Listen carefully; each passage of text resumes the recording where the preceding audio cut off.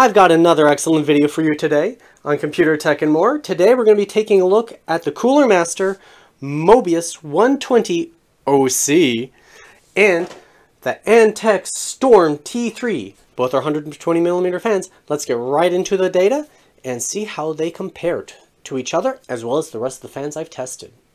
To the data. First up is the basic spec information as recorded from the information pages of each of the websites. So first we have the Antec Storm T3 120. It is a 30mm thick fan, but otherwise it's a standard 120mm fan. It uses an FDB bearing. The Mobius 120 OC is standard, except it's 27mm thick. So it's both are thicker than standard fans, with the T3 being extra thick. As for the bearing type, the Mobius uses a dual ball bearing. Both are 12 volt. The power consumption for the Storm T3 is 2.1 amps, while the Mobius is 0.35 amps. The RPM ranges for the Storm is 600 to 2200, while the Mobius has a minimum RPM of like 1200, or at least that's as low as I could get it to go. In the maximum RPM in the low setting is 1,500, in the medium setting is 2,400, and in the high setting 3,200. Airflow rating in CFM for the Storm is 80.47, while for the Mobius in low airflow, sorry, I have them in reverse order, the low airflow is 68.3, medium is 111.3, and maximum H is 149.7. Static pressure in millimeters of H2O. The Storm is 2.95, while the Mobius is 1.19, 2.76. So actually kind of similar per CFM, or not CFM, RPM, and the H at 4.75. Noise, it's on there, 36.99, and I've got 17, 31, and 39, and then the mean time between failure. The Mobius appears that it's going to survive a lot longer at 200,000 hours, while the Storm is only going to last about 70,000 hours.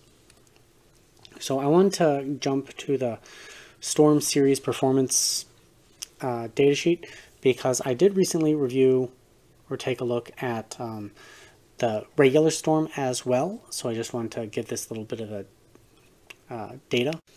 So if you're considering the T3 versus the regular Storm, this is their basic information. But if you want to see how I reviewed it, please check out that video. I'm not sure if this one is going to be posted before or after that, so you'll just have to stay tuned.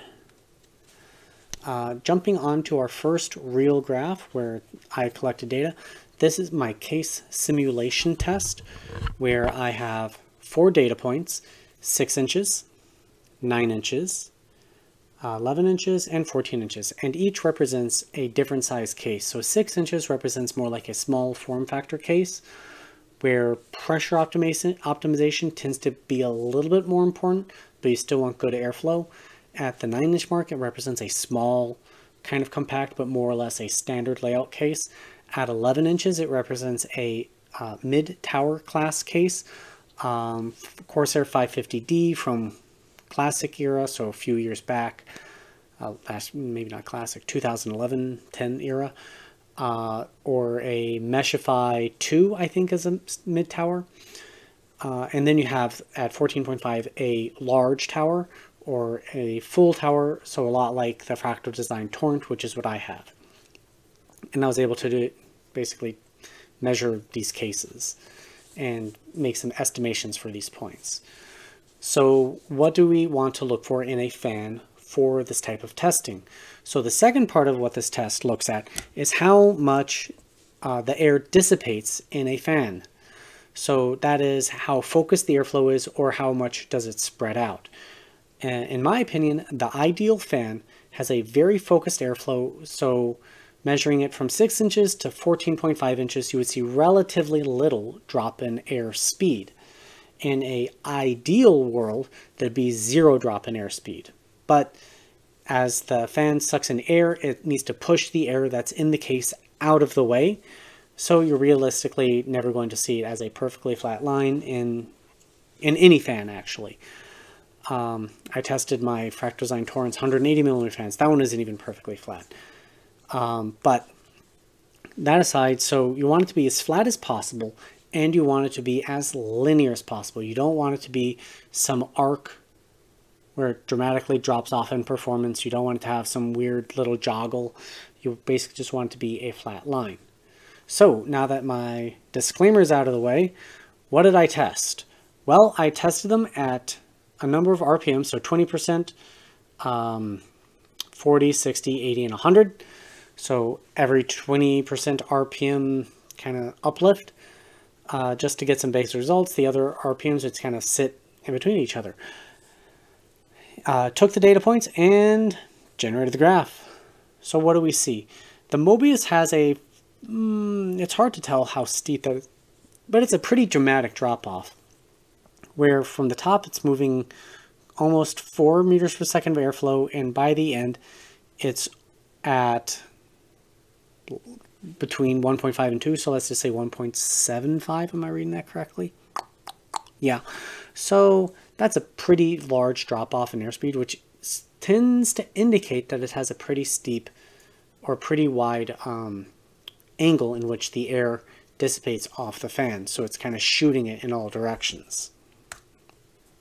The Storm T3, on the other hand, kind of looks even worse. Much worse, in fact. So its performance at the beginning starts off, I would say that's pretty good, and then it steeply drops to very low performance levels.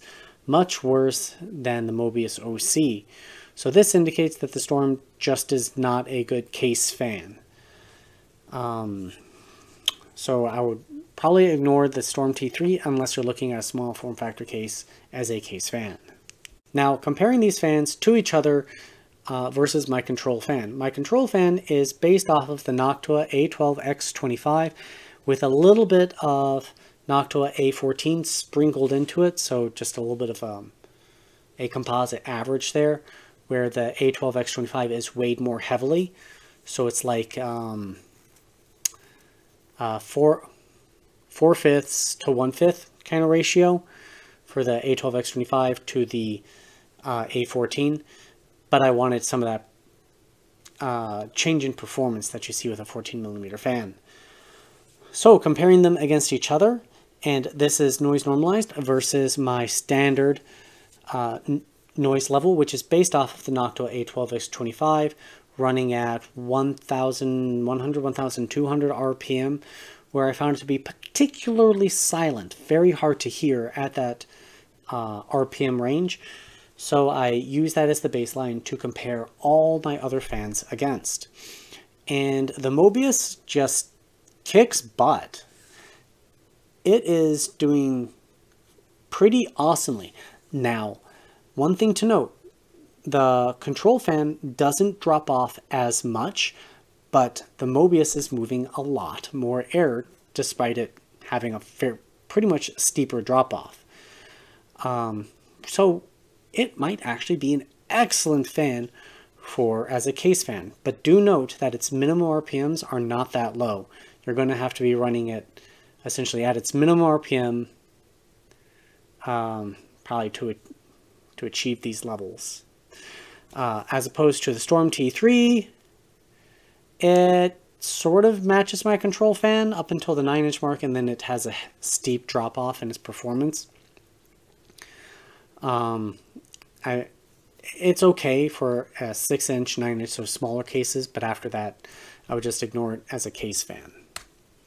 Moving on to how these fans look at 100% PWM. The control fan is right there, basically in the middle. The Mobius-OC is once again kicking butt, and it gained almost a full meter per second of airflow. And it has a bit steeper drop off compared to the control. Again, it's actually steeper than it was in the noise normalized, but compared to the Storm, it is doing substantially better. The Storm just drops off much more heavily. All right, next up is performance data running through my CPU cooler. On the left side, we have RPM versus airspeed, and that is a performance of the fan blades. It is purely looking at how efficient that fan is at moving air. So if you watch like the fan showdown, this would be a great reference point to compare fans against each other, because it's purely blade efficiency at how good it is at pushing air once again. On the right side, we have noise versus airspeed. So this is how quiet that fan is at pushing that amount of air. In both these graphs, a good fan is going to be sitting in the top left, and bad performing fans are going to be sitting in the bottom right. We have airspeed and RPM, airspeed and noise. Taking a closer look at the left side, we can see the performance data. The light blue is my control, the orange is the storm, and the Mobius is this dark blue. You can see that the Mobius starts off right at the control where its minimum RPM starts, and then it kind of jumps up a little bit and then just kind of takes off and then creates that line. It just has a much higher top end than the other two fans, spinning at 3000 RPM. Actually 3200 RPM. While the Storm T3 is more along the lines of a standard fan, and it's following my control fairly closely until you start to get to higher RPMs, and then it begins to diverge from it a little bit and gains some performance at the top end. Looking closely at the right graph, where this is the noise performance, the Mobius is, I'd call it excellent noise performance. It is well above my control fan, which I want to state with all of these. So any fan that is close to my control should be considered a good fan. If it's over it, it should be considered more or less an excellent fan. And if it falls below, it doesn't necessarily mean it's bad, but it means it's not the best fan. If you want that kind of reference point to it. So taking a look at the Mobius, it is an excellent fan. Taking a look at the Storm, it is a very good fan. I did say good over, but it would be a very good fan. It exceeds the performance of my control. And I think a lot of that comes down to its 30 millimeter extra thickness, which just helps with blade angle for better pressure optimization. Moving on to CFM type graphs. So on the left side again, we have RPM versus CFM for that blade efficiency, and noise versus CFM for the noise efficiency. So taking a close look at the data, we can see right here is the control fan, and the Mobius falls behind. It is not as good as my control in an RPM versus CFM test. That is particularly interesting considering that the Mobius was so good in our previous two tests. The Storm, on the other hand, is better than the control in this test. Not by a lot, but it is a little bit better. Taking a look at the other graph where it's the noise performance, we can once again see that the Mobius is exceeding the performance of my control fan in blue. And the Storm is exceeding it, not as much as the Mobius, but it is exceeding it. But by the Storm's top end, it is nearly matching the noise performance of the Mobius. Cooler Master Mobius 120 OC.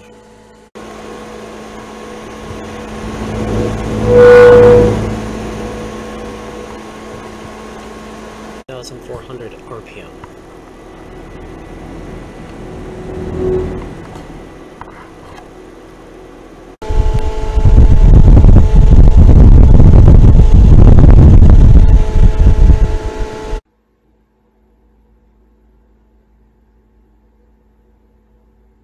Antec Storm T3.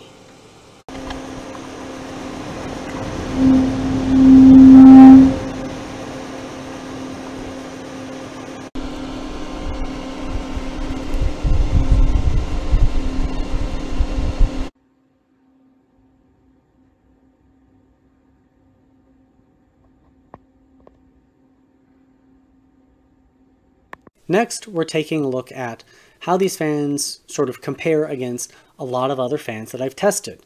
So this isn't my complete list of fans that I've tested, but it is ones that I felt were sort of key points in my fan testing that represent a good series of fans. And this first one is noise normalized airspeed through my CPU cooler. So first, just talking about what we see on this graph, you'll see some numbers with a W behind it. These represents wattages. As I mentioned previously a little bit before, I did a whole sequence of tests where I ran a fan, the Noctua and the Silentwings 4 Pro, through my CPU cooler at various airspeeds, leaving my CPU completely unlocked, where it would just draw the maximum amount of power for its given whatever cooling the cooler could supply. So as I increased the airspeed in the cooler, effectively it allows for that heat exchange to happen faster, so it allows the CPU to clock higher. In all the test scenarios, the CPU is running at its 91 degrees Fahrenheit, which is where it thermal throttles itself. So all of them are at the maximum performance data. So the key takeaway here is, unless you're running the exact same cooler as me, the wattages don't actually mean much to you. But what you can use it for is, let's say you have a Noctua NF-F12 on your CPU cooler right now. Well, noise normalized at my standard level, it's only getting 0.7 meters per second of airflow, which, again, on my CPU cooler is rated for this wattage. But what it means is, if you upgrade your fan to the Noctua A12X25, now you can get 1.2 meters per second of airflow for that same noise level, giving you instantly either better temperatures if your CPU is locked, or more performance in an unlocked CPU, allowing it to draw more power. And if you move even further up, you get that compounded even more. That is just how I would use this data for your own particular air cooler. So these are all primarily 120 millimeter fans. And we have the Mobius-OC right here, spinning at 2,440 RPM. Wow. I mean, wow. That is spinning so much faster than any of the other fans on this graph. So moving down to the A12X25, it's spinning at 1,233 RPM. So that is a huge uplift in performance, and it's moving 2.1 meters per second of airflow. That is a truly excellent result. Like, bar none, that is the best fan I've tested for my noise normalized results thus far. Previously, one of my top rated fans I felt like was the Silentwings 4 Pro, and it was spinning at almost 1400 RPM. And then we have the Storm T3 sitting here at 1400 RPM and moving 1.4 meters per second of air. That is a good result. It beats out the Noctua A12X25, but it's just blown away by the Mobius. Now, at this time, I want to note the margin of error within my measurements. So fans that are within 0.1 meters per second of airflow, that is the error on my anemometer, my wind speed gauge. It is plus or minus 1 meter per second. So fans that are within 1.1 meters per second should be considered functionally equivalent. Mind, when I run these tests, I run it several times. So like the Storm T3 and the Tough Fan 12 are both rated at 1.4 meters per second of airflow, making them functionally equivalent. However, I've run the test a number of times, and the average comes out for the Storm to be slightly better than the Tough Fan. So even though they're functionally equivalent, one is actually technically slightly better. As for the noise performance, well, noise performance is plus or minus 3.5 decibels. At its best, I get it as good as I can, but my microphone is just not designed for that. And subscribing to my channel will really help it grow.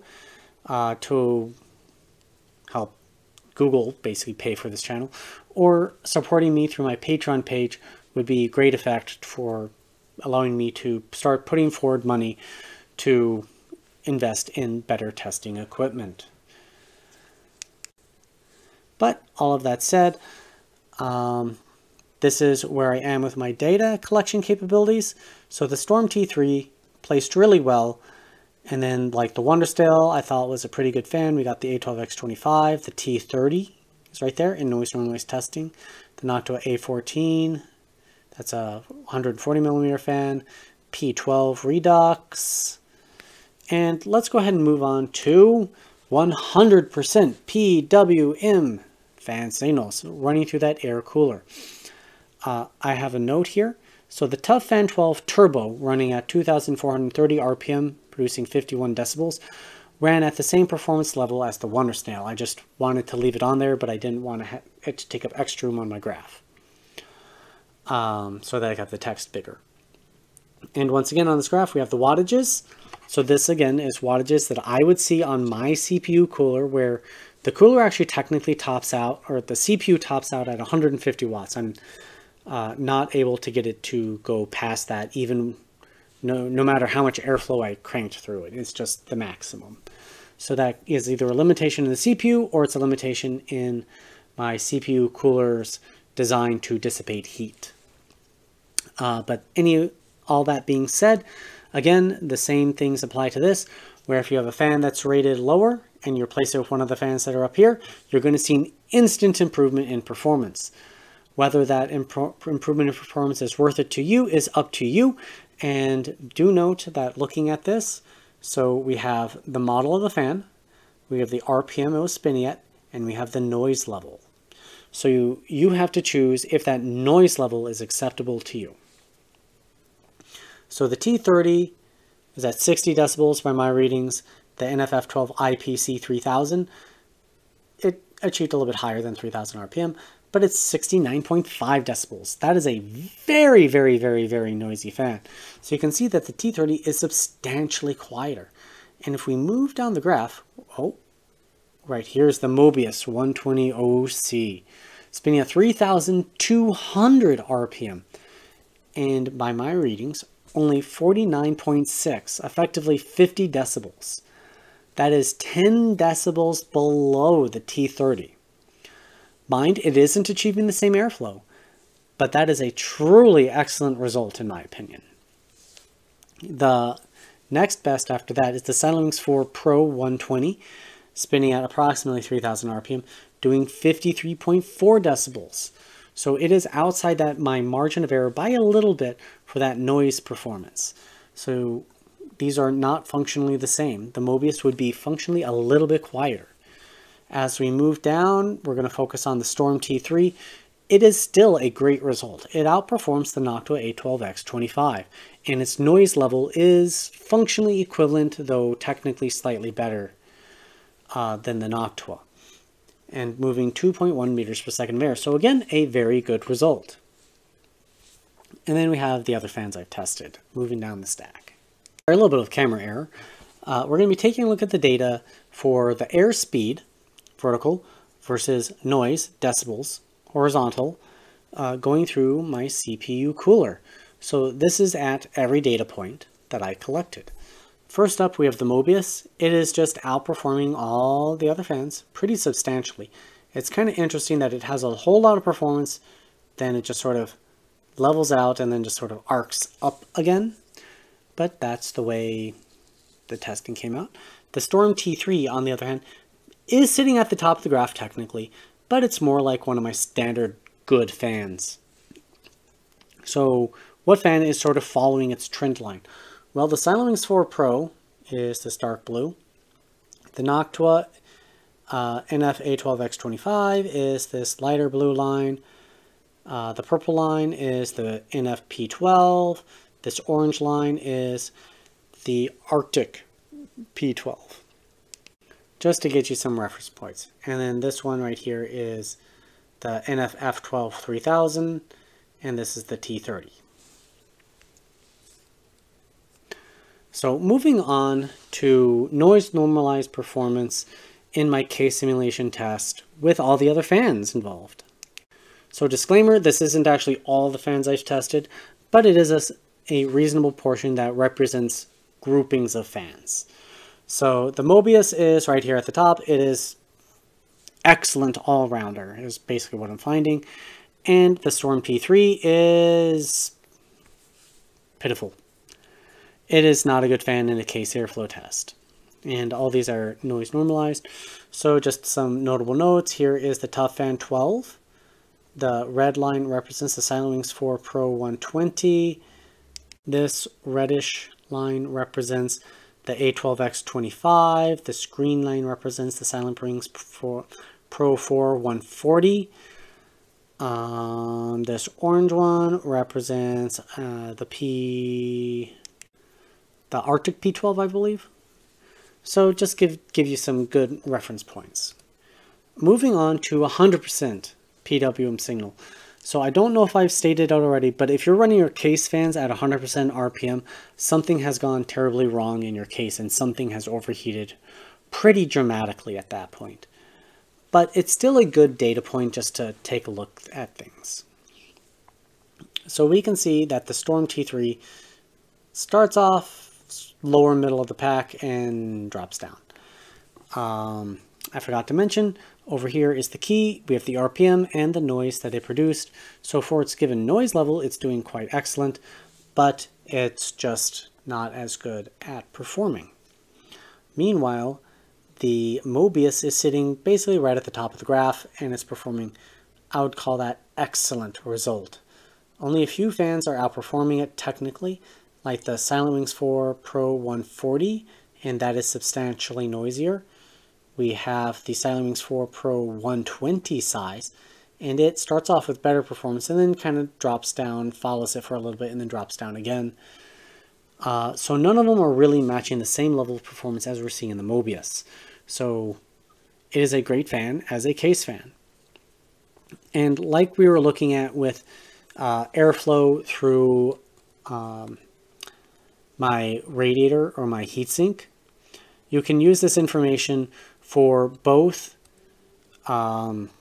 performance in a small form factor where pressure performance to get air through all the tight nooks and crannies of a case is important, as well as the 6-inch mark here. But right here you have the Mobius. It blew everything else out of the water. You have the Storm following on pretty well. Basically the 9-inch mark, just a lot of fans that I thought should be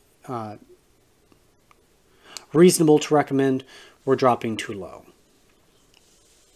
Anyways, moving on to the next set of graphs. Next we're looking at CFM. So I run my fans through a little short tube with my anemometer stuck at the end of it. So it's not quite as accurate a test as a real testing tube where you need a certain amount of length for the airflow to kind of equalize.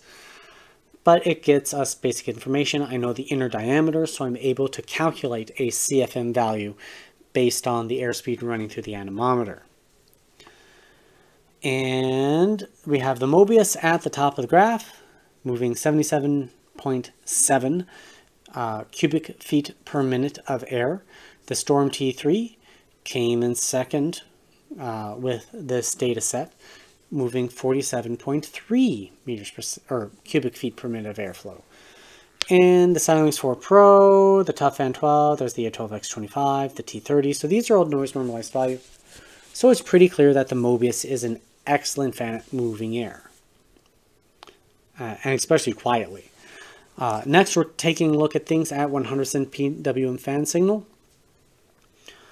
So the T30, oh, I think I forgot to mention.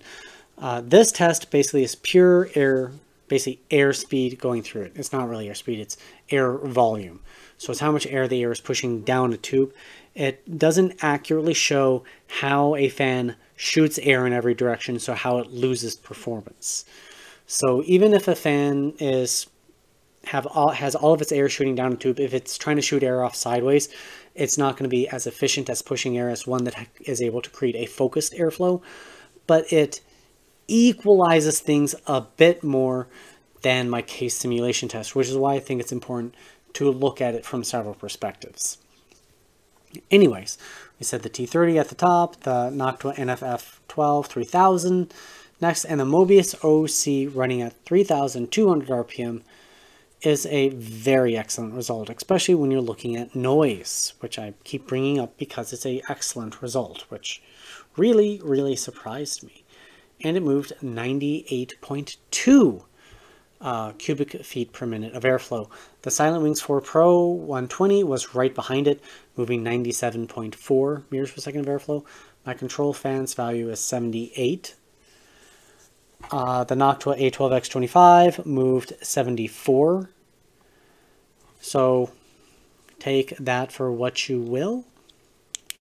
So the Storm T3 and the Mobius are both good picks. With the Mobius, once again, the same story over and over again, is the better choice. Taking a look at its overall performance at all my data points, we have CFM, and horizontal, we have noise, and the Mobius is right at the top of the graphs. The Storm is above average, sitting actually in a pretty good line. The likes of the T30 is actually fairly noisy. It's not terrible. There are fans that produce more noise, like the Arctic P12, but the T30 is overall a good pick, and the A12X25 is sitting right here. Now that we've talked about all the graphs, let's jump to our Opens box experience and do the fan analysis. Now that we've finished looking over the graphs and the charts and all the data of these fans, I wanted to do an open box experience and do a fan analysis to kind of talk about why I think it got the performance that it did. So let's get right into it. I'm going to start with talking about the Mobius 120 OC. This is a very new fan by Cooler Master, and they have a couple different versions of the Mobius fan. One is a 140 millimeter, and then they have a regular Mobius 120, a Mobius P, which has an RGB version, I think, and a non-RGB version. It might just have an RGB version. And then it's got the OC version. We open it up, and it's got some handy dandy graphs. So it's got the high performance mode, the medium performance mode, and the silent mode, and the PQ curve with the performance characteristics. This can be all found on their website, so I'm not going to look into it in great detail.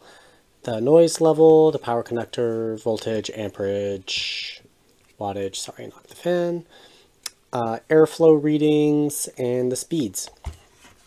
A little bit of details about the fan itself. So it's got a control knob. We're going to take a look at that when we get to the fan. And then other details about it. And not much else interesting there. The box comes in this plastic sleeve here, and inside of it, it's got some of these rubber mounts, as well as regular screws, and that's about it. Overall, the packaging seems pretty nice. The coloring on the box is fantastic. I think it looks great. But that doesn't matter if it doesn't perform well, which in our testing it did. While I'm talking about that performance, at the 100% PWM speed in a pull configuration, this had a very high pitched and noisy, or medium noisy sound as the air was being pulled through the fan at the back of my heatsink. So I would not recommend it in that configuration. But once it got down to about 30%, which was 1,500 RPM, something like that, it might have been higher than that. It got pretty quiet, but if it needs to ramp up the fans, it's going to get noisy, so just wouldn't use it in that configuration. All right, let's get into details about the fan and its characteristics and that kind of stuff. Well, here, excuse me.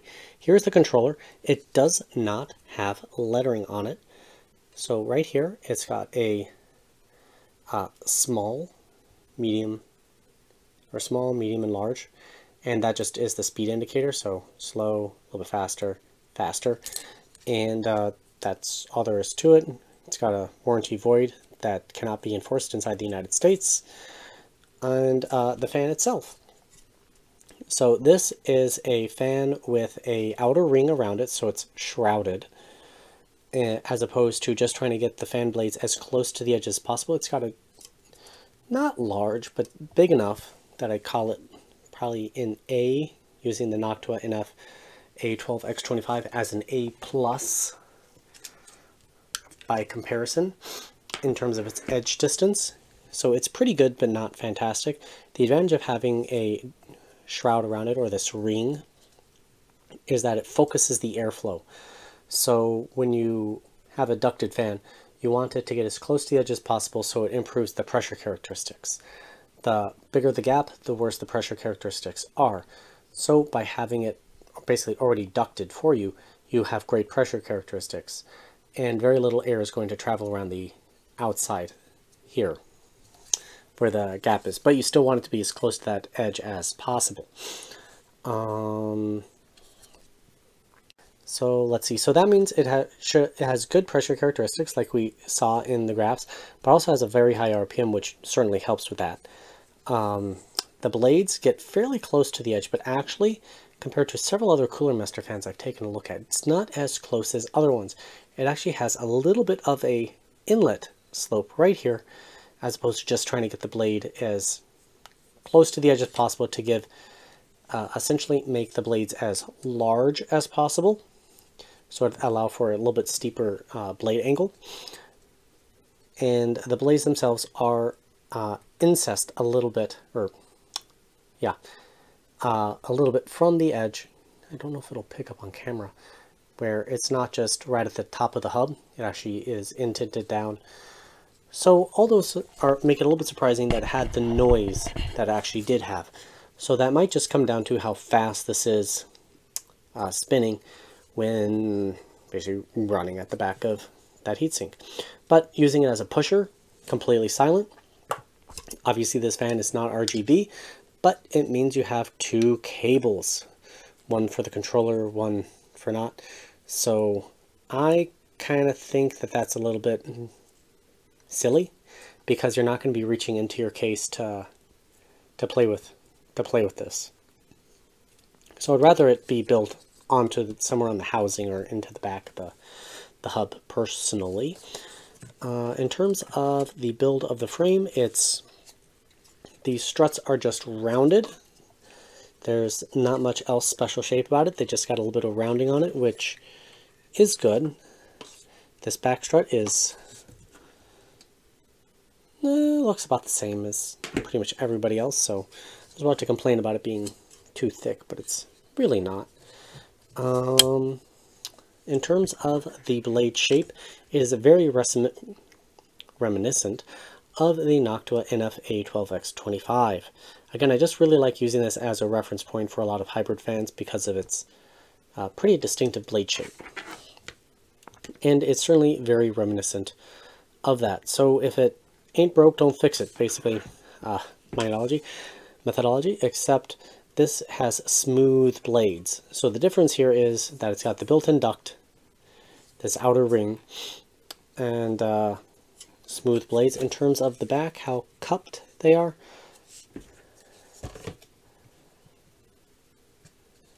a little bit different.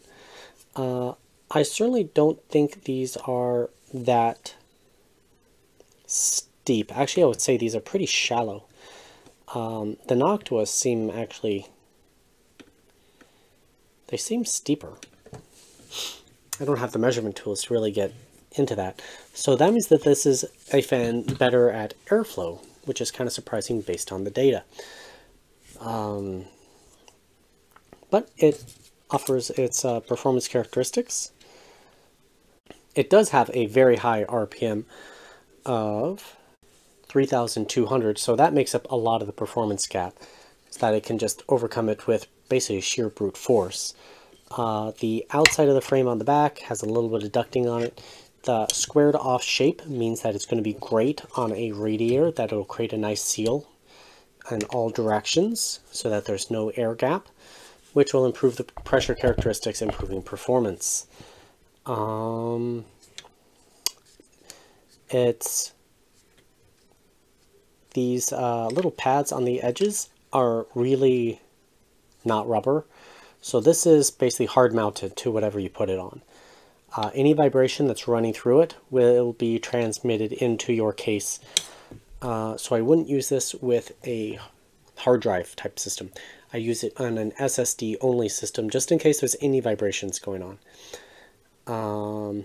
And potentially it may also vibrate your metal case. But that would be use by use case scenario, so who knows what cases actually may vibrate or none at all. Just saying that that is a possibility. But overall it seems like a pretty well built fan and looks pretty cool. I do like this black and navy blue coloring, and I think it looks pretty sweet.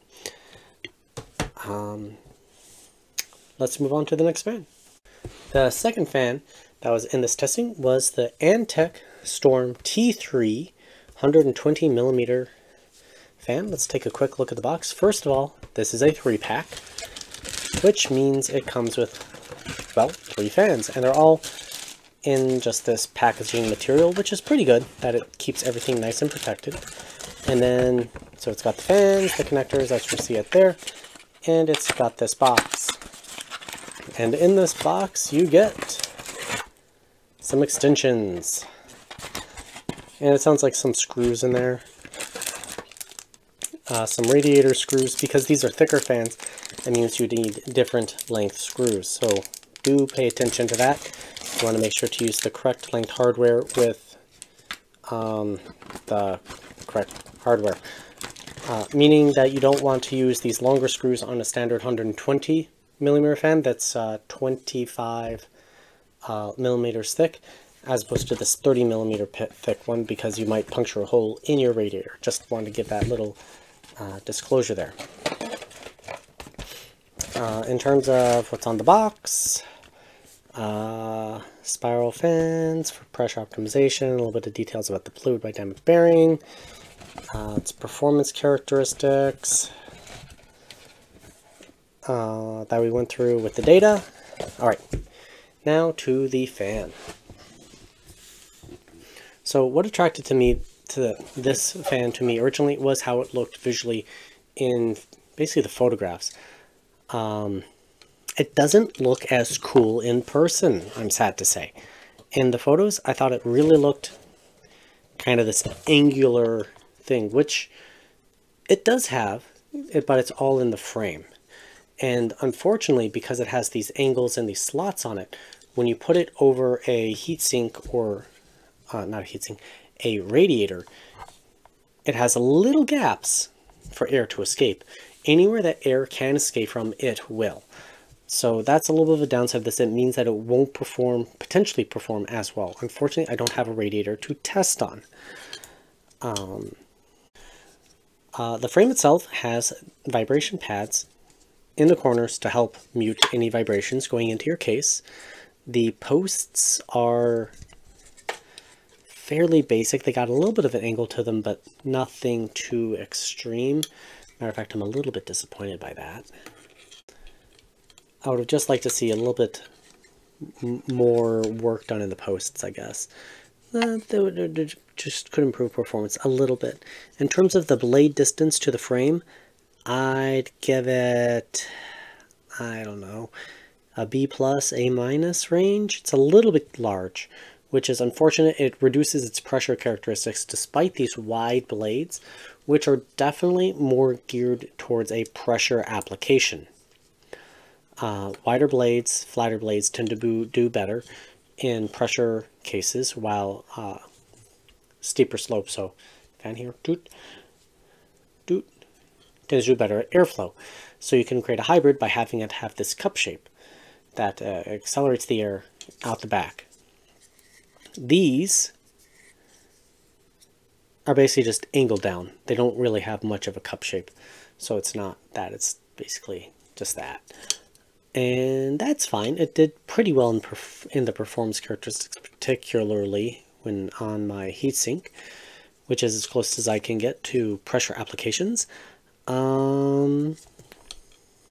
Yeah, everything else about this fan is pretty basic. The blades themselves are smooth. They got no extra characteristics on them.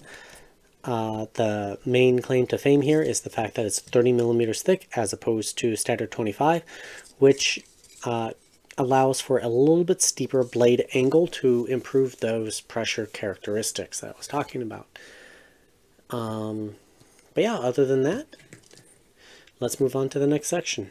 Now that we've finished looking at the fan blade analysis and the design analysis with box experience, let's do the value proposition of these fans. So first, the price of the fans. The Mobius-OC is a $35 fan. The Storm T3 is a $12 3 in a 12 pack. So there is a pretty substantial difference in price between these two fans. So what this graph, the following graphs will do is it takes air velocity, or CFM, and divides it by how much the fan costs to get the value. How much performance per dollar are you getting out of these fans? Not true performance. If you're on an exceptionally tight budget, this specifically is the graph for you to look at. You could pretty much ignore the whole rest of it, of my graphs and data, and you just want to pick out the best bang for the buck that you can get.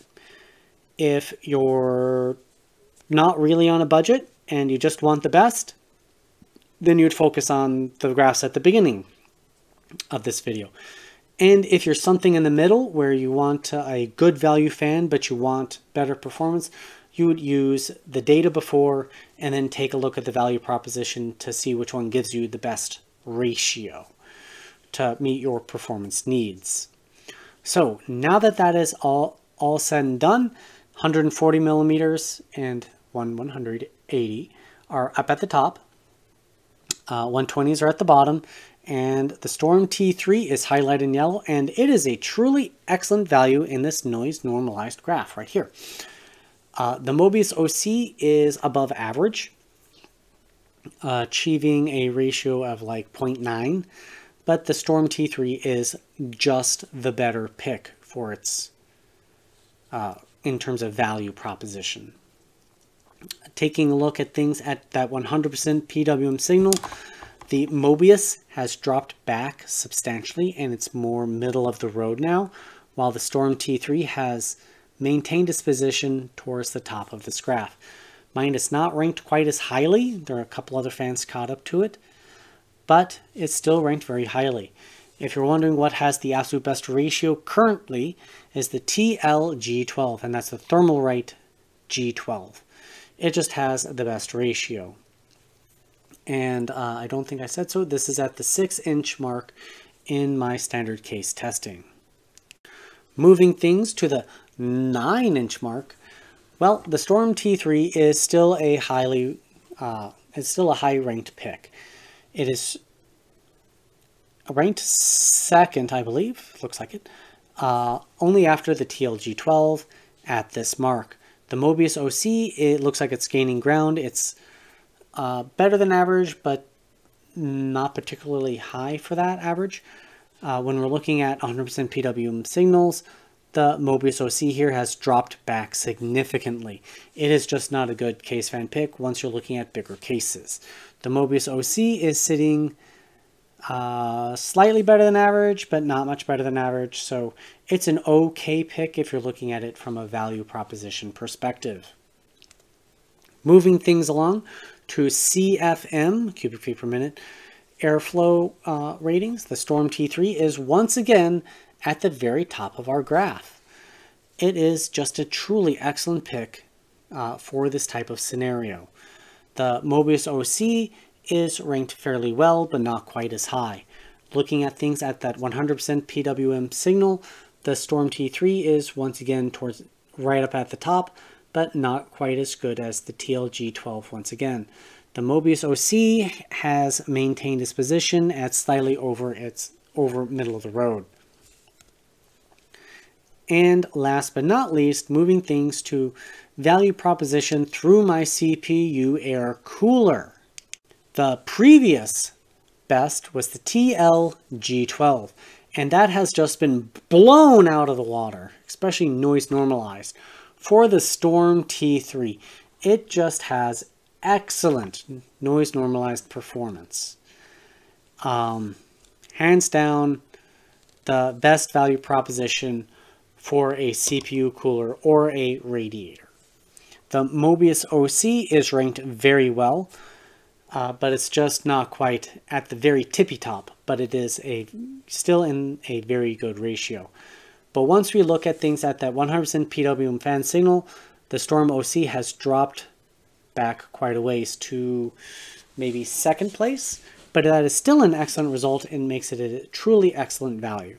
The Mobius-OC has rejoined more of a middle-of-the-road pack. Well, there we have the value proposition. Let's jump to my short conclusion and we'll wrap this video up. Thank you for watching my video. Please subscribe for more content. I've got lots of fan videos, both upcoming and that I've already done. And please check out my Patreon page. I really appreciate it.